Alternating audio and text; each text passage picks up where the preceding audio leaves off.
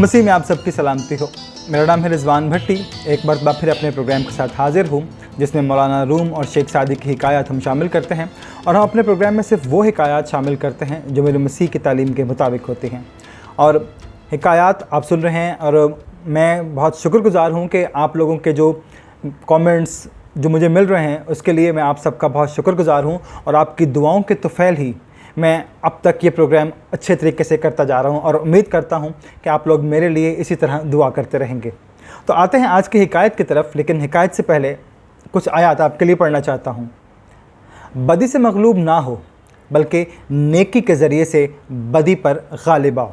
एक और जगह मेरे मसीह ने कहा, फिर उसने कहा कि जो कुछ आदमी से निकलता है वही उसको नापाक करता है, क्योंकि अंदर यानी आदमी के दिल से जो बुरे ख़यालात निकलते हैं, हरामकारियाँ, चोरियाँ, खून रेजियाँ, ज़नाकारियाँ, लालच, बदकारियाँ, मकर, शहवत परस्ती, बदनज़री, बदगोई, शेखी, बेवकूफ़ी, ये सारी बातें इंसान के अंदर से निकलती हैं और वही उसको नापाक करती हैं।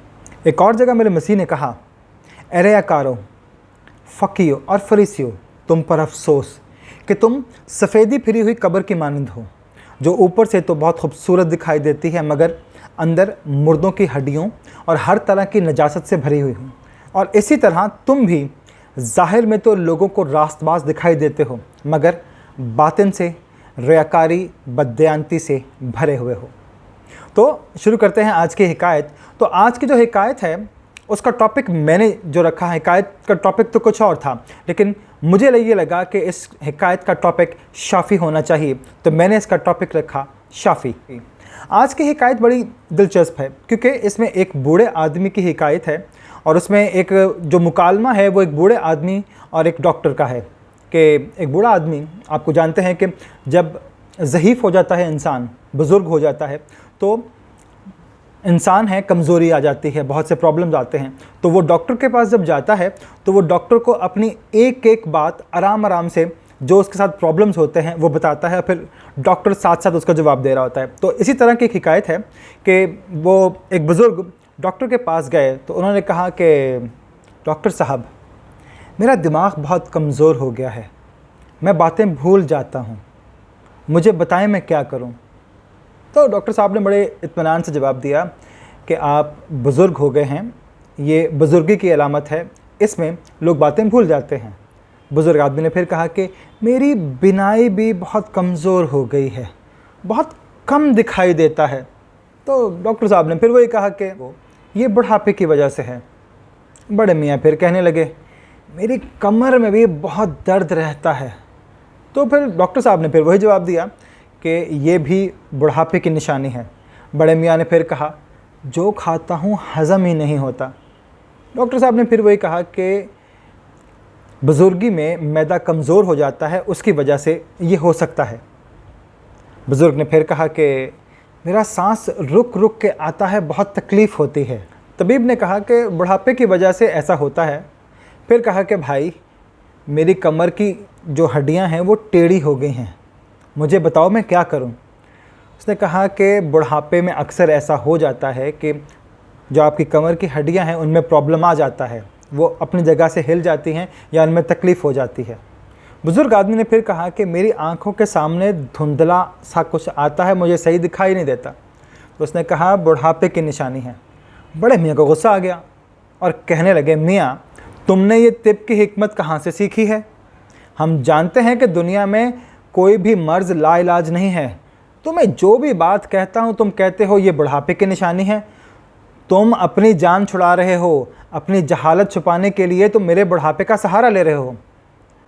डॉक्टर साहब ने फिर कहा कि बड़े मियाँ, इस उम्र में आप जो गुस्सा है, बेसब्री है, वो बुज़ुर्गी की अलामत है क्योंकि आप बूढ़े हो चुके हैं और इस वजह से ये है। बात यही है कि सारी खराबियाँ बुढ़ापे की वजह से थी और हमारे अंदर जो बुराइयां मौजूद हैं उनका भी कोई ना कोई सबब है। जो ताकत हमारे पास जवानी में होती है बुज़ुर्गी में नहीं होती। नज़र कमज़ोर हो जाती है, दिमाग कमज़ोर होता है, दिल भी कमज़ोर हो जाता है, टांगें भी कमज़ोर हो जाती हैं। और होता क्या है कि हम इसी तरह आदमी जो है वो दुनिया से रुखसत हो जाता है और ये बुढ़ापे के अमराज जो उसको लाहक होते हैं उनकी वजह से होता है। हम तमाम के तमाम खसारे की तरफ रवाना हैं। हम ऐसा सफ़र कर रहे हैं जिसका अंजाम सिवाय मौत के और कुछ दिखाई ही नहीं देता। ये वही बात है कि जिस तरफ इशारा किया था मेरे परवरदिगार ने हज़रत आदम को, अगर तुमने मेरे हुक्म की नाफरमानी की तो याद रखना कि जिस रास्ते पर तुम चलोगे उसकी आखिरी मंजिल पर जो बोर्ड लगा हुआ होगा उस पर लिखा हुआ होगा दाए फ़ानी मौत। हमारी ये कमज़ोरियाँ हैं। हम बुढ़ापे की वजह से, जैसे कि डॉक्टर ने कहा, उस बुज़ुर्ग के साथ ही प्रॉब्लम थे।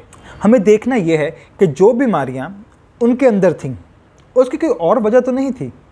जब आप किसी आदमी के पास जाते हैं और उसे कहते हैं कि मुझ में ये ख़राबी है, आप इसकी कोई वजह बता दें, वो ख़राबी है, दूसरी ख़राबी बताते हैं, तीसरी ख़राबी बताते हैं।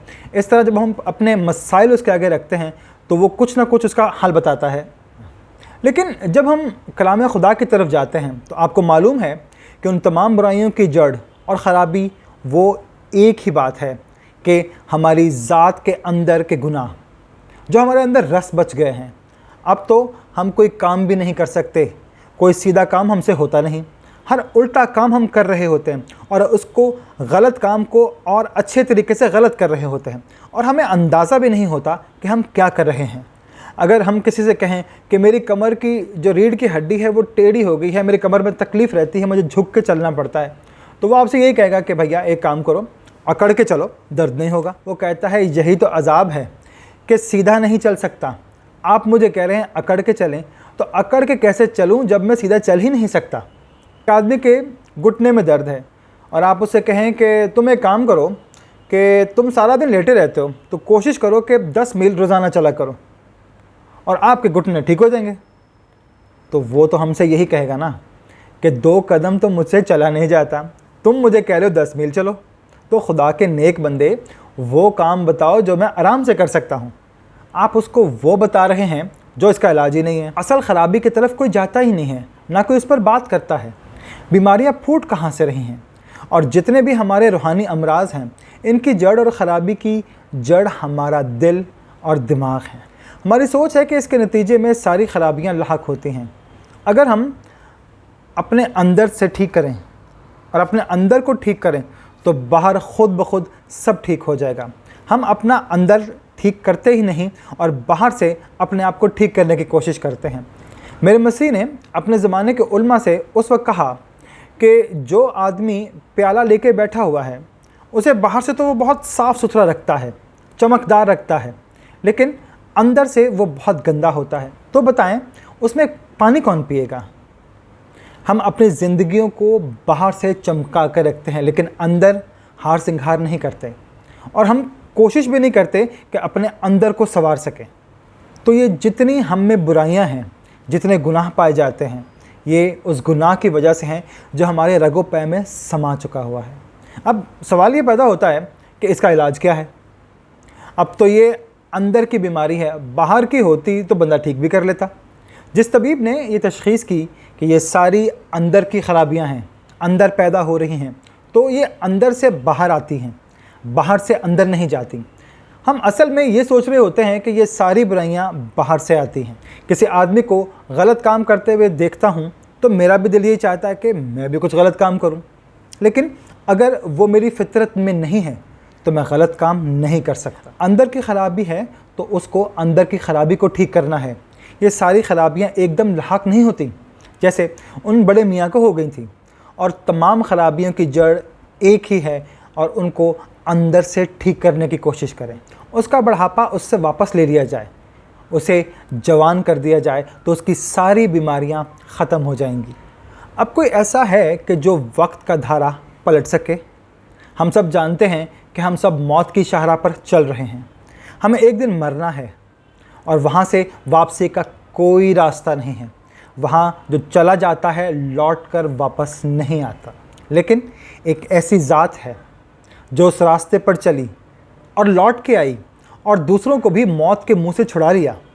जो वक्त का धारा ज़ात बदल सकता है, वही वक्त के धारे को, उस बीमारी को बदल सकता है। तो हमें चाहिए कि हम उस शाफ़ी के पास जाएं। वो अंदर की ख़राबी दूर कर देगा और हमें हयात नौ अता फ़रमाएगा, हमें नई ज़िंदगी मिल जाएगी। तो उसके बाद सारी बीमारियां खुद ब खुद चली जाएंगी। लेकिन हमें पहले उस शाफ़ी के पास जाना है। जब हम उस शाफ़ी के पास जाएंगे तो हमारी ये सारी ख़राबियाँ खुद ब खुद वो दूर करेगा। बूढ़े को जवान बनाने वाला चाहिए, मुर्दों को ज़िंदा करने वाला चाहिए, और ऐसी एक ज़ात इस दुनिया में मौजूद है, और वो ज़ात मेरे मसीह की ज़ात है जो ये कर सकती है, जिन्होंने मुर्दों को ज़िंदा किया। वो रूहानी मुर्दों को भी ज़िंदा करते हैं और वक्त का धारा मोड़ देते हैं, और ये सारी बीमारियां दूर करते हैं जो हमें अंदर से लाहक होती हैं। उस बूढ़े की तरह हम शिकायत नहीं करें कि मुझे ये मर्ज़ लाहक है, मुझे वो मर्ज़ लाहक है।